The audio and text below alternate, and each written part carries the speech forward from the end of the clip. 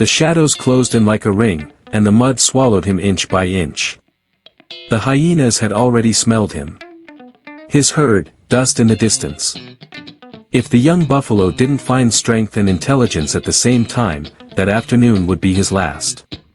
He was born in the wet season, when the grass grows easily and the mud is play. Now, the world was cracks, dust, and mirages. The young buffalo had followed his people for days with a dry tongue and heavy legs. His mother led the way, guiding like a breathing rock. She knew every mound and every ancient riverbed. He didn't. His curiosity was great, and his hunger greater. He saw an isolated pool, shining like a promise. He lowered his head, inhaled the moisture that smelled of relief, and took a step. The ground gave way. He took another. The earth became a deceiver. The black mud embraced him up to his chest. It wasn't mud from recent rain. It was lagoon-bottom mud, sticky and thick, warmed by months of sun. He pulled back. Nothing. He pushed forward. Less. He bellowed with rage and fear. The sound echoed off the termite mounds and became smaller. For a moment, he felt pure panic. The herd kept walking, leaving a trail of dust. No one looked back. No one heard his first cry. His throat burned. Instinct spoke of struggle. He moved his legs furiously. Each tug sank his fetlocks deeper and he returned a suction that seemed to tear the air out of him. The mud made that humbling, wet sound. His muscles trembled. He stopped, panting. The sun was already on his back, sharpening the light. The buffalo's own shadow was short and hard. The air vibrated with insects. The wind changed. It brought with it a sour smell. Broken laughter in the distance. Hyenas. There weren't many at first. 2, maybe 3, walking with the patience of someone who knows the time of night. They don't rush just for the sake of rushing. They wait. They test. They measure fear and calculate fatigue. The young man felt time becoming an enemy. He imagined their teeth. He didn't want to imagine anymore. He searched his memory for his mother's voice. You move before you think. One wrong step, and the ground teaches you to listen. Another memory, the old bull with a scar on his shoulder said that mud can't be overcome with brute force. Turn your body. Calmly seek firmness. Breathe. Mud hates patience. The young man closed his eyes for a moment. He did something he hadn't done since he fell. He stopped struggling blindly. He began to move one leg slowly, in a fan-like motion, along the bottom. He searched for an edge, a branch, a patch of compacted earth. Nothing. He tried another angle. He felt a small change in texture, a submerged stone. He planted his hoof there. Muscles, air, thrust. The mud resisted, growled silently, but gave way with a finger. A finger was a world. He remained calm. His heart still pounded, but it no longer dictated the rhythm. The hyenas approached a few meters and sat down. They looked at him with yellow eyes. They laughed only to themselves, as if telling jokes about the heat. Behind him, a vulture began to draw slow circles. Another followed. The sky added spectators. The young man felt ashamed, as if his clumsiness were a public spectacle. He shook his head. Mud in his eyes. It burned. Still, he saw something that sustained him, hoof prints at the edge of the puddle. Recent footsteps. Someone had drunk there in the early morning and didn't sink. There was a firm path hidden beneath the crust. He had to find it. He tried with his left hind leg. He fanned out and felt. Nothing. He shifted to the right. Something hit the hoof, a hard root. There. He tried to turn his haunches toward that spot. Each turn was a negotiation with the trap.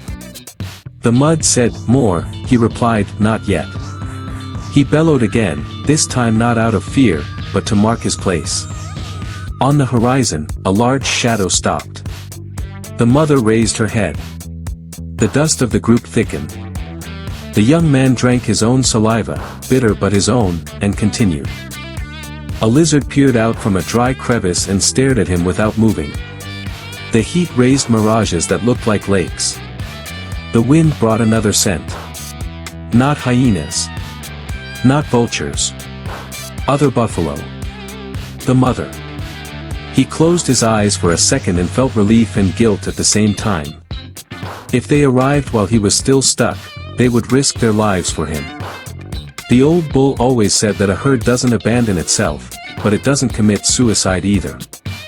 The young man didn't want anyone to bleed for his mistake. He had to gain ground before the rescue hit the mud. He flexed his neck. He lowered his horns. He dug his snout beneath the surface and pushed his body like a wedge. The pressure on his nostrils sent liquid fire. He held on. His front paw found another small stone. He anchored himself. He pulled with his back. The mud pulled downward. Millimeters. Yes. Progress was almost invisible, but it was progress. The sun continued to descend, and the light changed from white to gold. That change gave him an idea. The warm mud was softer at the surface. If he could compact the edge with his own weight, perhaps he could create a ramp. He began to push small mounds forward, with controlled movements. He compacted them with his chest and chin. He made a kind of underwater step. Each step sapped energy, but avoided the punishment of panic. The hyenas stood up. One took a few steps and tested the mud with its paw. It didn't get too close. They also knew how to sink. They generated fear and waited. That tactic almost always worked for them. The young man didn't look at them. To look was to give them some of his strength. Another gust of wind. This time, clear. The mother came with 2 adult females and a middle-aged bull.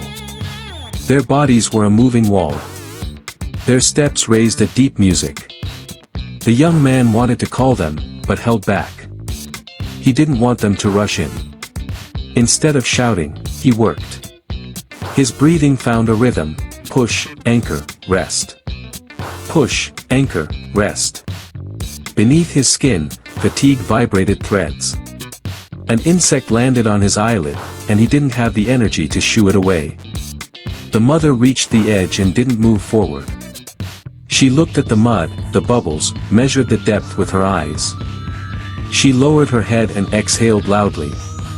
She said nothing because in her world there are no words, but her gaze was instruction. The bull probed with his hoof a side area, drier, with fan-shaped cracks.